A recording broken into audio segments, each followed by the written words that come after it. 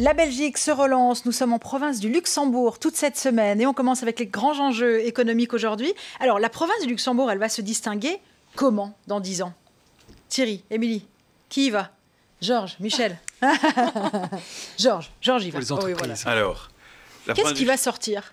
Ce qui va sortir demain, c'est l'enjeu, c'est de réussir ce double défi, d'avoir une province où on peut concilier à un très haut niveau d'excellence l'économie et l'écologie, le numérique et l'authentique. Pour ce faire, nous souhaitons développer dans les 10 ans qui viennent et porter à un niveau d'excellence nos différents écosystèmes. On a parlé du spatial, l'enjeu est majeur.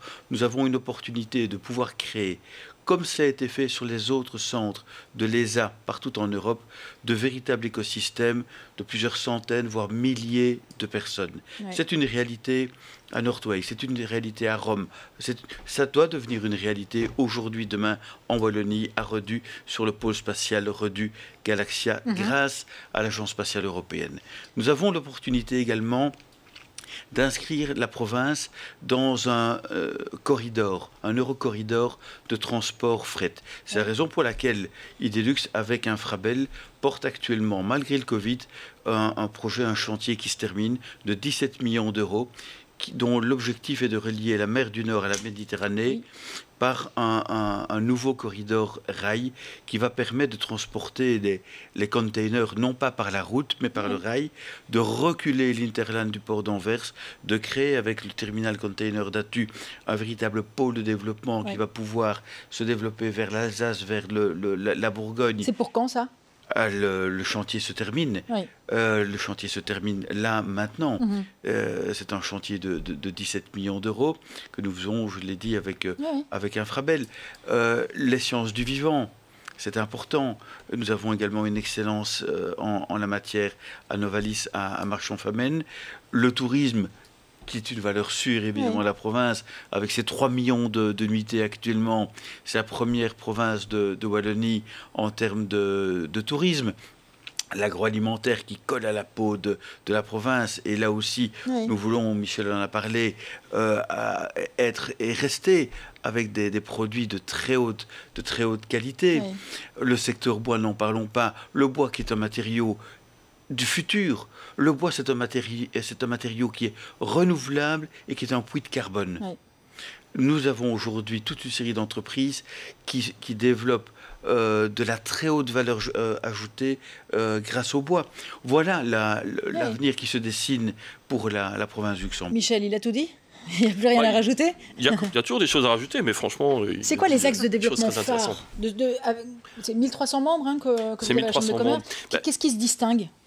Évidemment, on est dans une province où la construction, le secteur du bois, le tourisme, l'agroalimentaire sont vraiment 4 secteurs phares. Mais on sera où dans 10 ans? Ils en seront où? Je pense qu'avec le dynamisme qui caractérise la province, mais vraiment, on va aller vers des choses encore beaucoup plus vertueuses en s'appuyant sur nos valeurs. Je pense que la qualité de vie, en province de Luxembourg, la qualité de vie, c'est quoi? C'est l'épanouissement des gens au travail, c'est l'épanouissement des gens dans leur environnement. Ils ont besoin de préserver l'environnement. Ça a toujours été le cas, mais on le voit bien aujourd'hui avec des idées nouvelles. On est encore en train d'améliorer les choses, que ce soit dans les communes, que ce soit dans les entreprises ou dans d'autres secteurs. On est vraiment en train d'améliorer les choses. Donc, il faut préserver cette richesse, il faut continuer à la développer avec le dynamisme qui caractérise la province. Et j'ajouterais qu'on a la chance d'avoir des organismes et des partenariats très forts. Bon, bien sûr, avec Idelux, la Chambre de commerce, je ne reviens pas dessus, mais il ne faut pas oublier le Forum, il ne faut pas oublier tous ces gens qui nous aident. Et le grand défi, ça va être de créer des passerelles où il y a beaucoup plus de trafic encore qu'il n'y en a aujourd'hui, justement pour faire preuve de créativité et répondre à des demandes.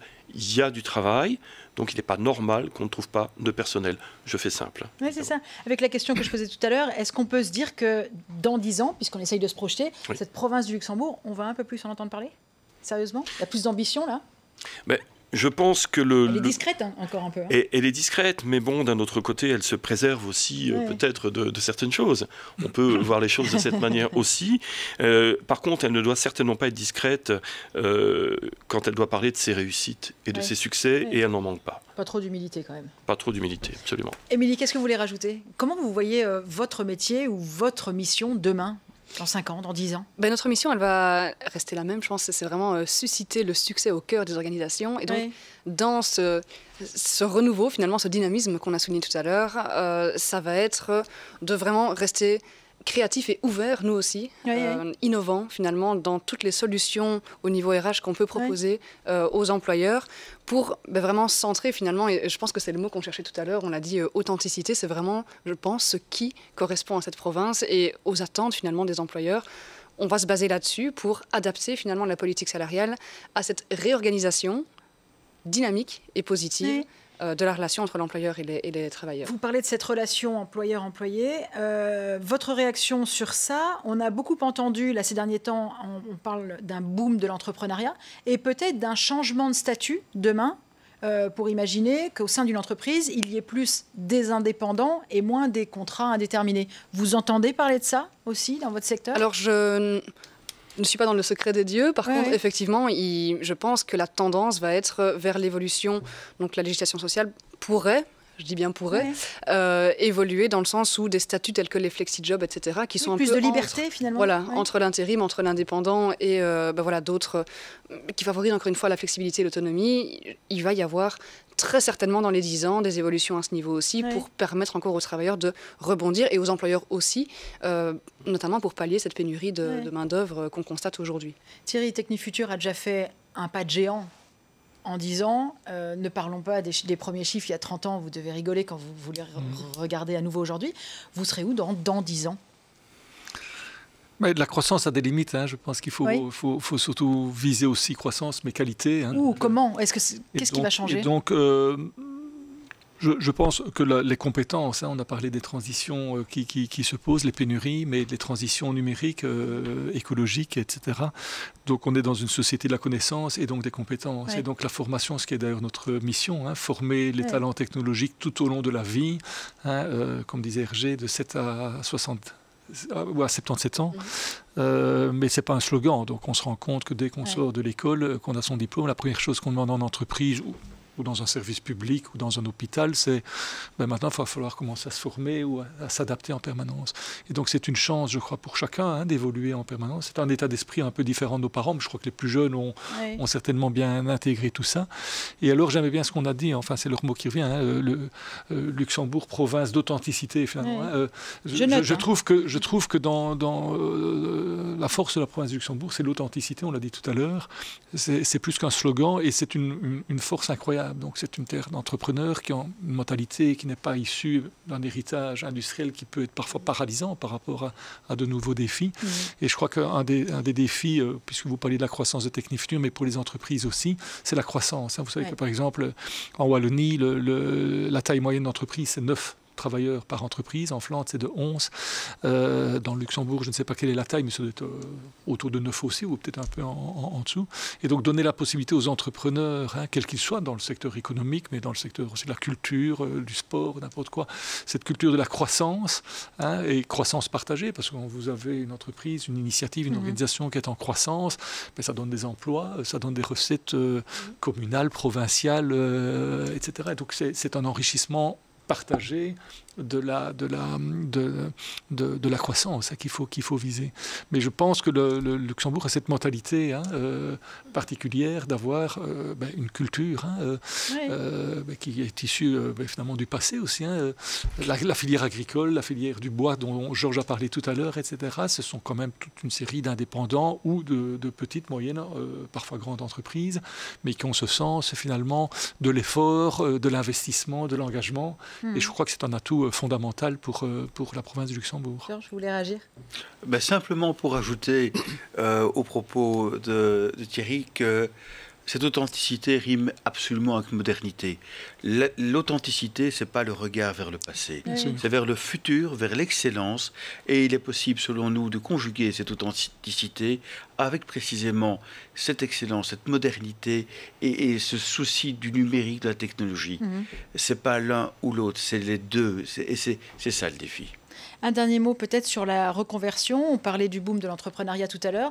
Est-ce que demain, il y aura, à votre avis, beaucoup plus de personnes qui vont se tourner vers des reconversions professionnelles totales et diverses? Vous pensez ça? Vous pensez que voilà, il y aura plus de flexibilité, plus d'agilité, plus de liberté dans le rapport employé-employeur et plus de changement de vie, j'ai envie de dire, au fil de sa vie? Vous pensez ça, Michel? Moi, je pense que c'est déjà une réalité. Oui. C'est un phénomène qui s'est accéléré avec la Covid. Pourquoi? Parce que les gens ont dû rebondir. Oui. Et quand on rebondit, eh bien, on saisit de nouvelles opportunités par définition. On termine sur cette notion, Émilie, avec vous.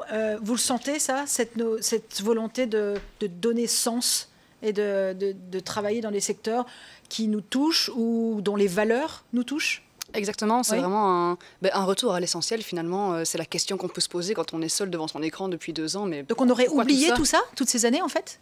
En tout cas, il est temps de réinsister sur, sur le pourquoi on travaille, pourquoi on fait partie finalement d'un groupe alors qu'on ne voit peut-être plus personne depuis un petit peu trop longtemps. Et c'est aussi, effectivement, c'est une réalité, il y a des reconversions qui ont eu lieu. Il faut espérer que c'est pour les bonnes raisons, que ce n'est pas uniquement pour un sentiment d'abandon, mais qu'il y a vraiment eu derrière une réflexion centrée sur la valeur et sur une recherche, effectivement, d'un job qui correspond plus, parce qu'on évolue tous, évidemment, aux valeurs d'aujourd'hui. Mais clairement, c'est une motivation première dans tous les critères qui sont repris. La rémunération, elle tombe, elle est, je crois, 5 ou 7e. C'est plutôt justement d'autres notions qui sont mises en avant par les talents, qui sont présents, on l'a dit plusieurs fois aujourd'hui, au Luxembourg, mais aussi partout, et qui sont en recherche d'une entreprise qui met ça en avant ouvertement et qui les accueille pour ça en premier, et pour le reste, ce sera de l'organisation. Un mot pour conclure, Thierry? Oui, donc je partage ce qui vient d'être dit.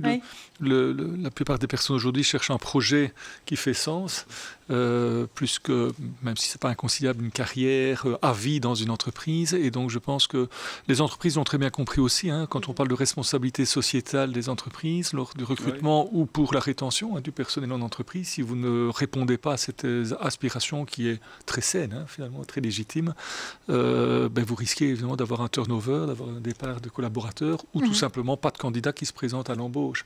Et donc quand vous faites de la mécanique, quand vous faites du soudage, vous travaillez aussi pour sauver des vies. Si vous êtes électricien et que vous intervenez en maintenance industrielle dans un hôpital, vous contribuez à faire en sorte que l'hôpital sauve des vies. Donc c'est pas inconciliable d'être dans l'entreprise et de pouvoir œuvrer à l'intérêt général et à une contribution sociétale positive. Et donc ce travail, je crois, dans la tête des employeurs, quels qu'ils soient, du secteur public, non marchand, privé, est en cours, et c'est très heureux pour le développement de la société. Il y a un déclic. Vous voulez conclure, Georges? Quelque chose pour conclure? Vous avez passé un bon moment, c'est ça que vous vouliez dire? Un excellent moment, et la province du Luxembourg gardera son ardeur d'avance. Voilà. Michel, pour conclure? Je pense qu'on a, malgré les difficultés qu'on a pu traverser, on parle de relance, donc c'est plutôt bon signe. Donc il faut que tout le monde se mette autour de la table, des bonnes volontés, des compétences. Il y en a énormément en province du Luxembourg. Et je pense que tout le monde a envie de travailler dans le bon sens. Donc ça ne peut que faire émerger de belles solutions et de belles perspectives. Merci à tous, en tout cas, d'avoir pris le temps de venir sur ce plateau aujourd'hui. Merci à vous de votre fidélité. Nous sommes partis pour toute une semaine en province du Luxembourg et au Grand-Duché. Restez bien avec nous. Et demain, rendez-vous 10h pour une autre thématique. À demain.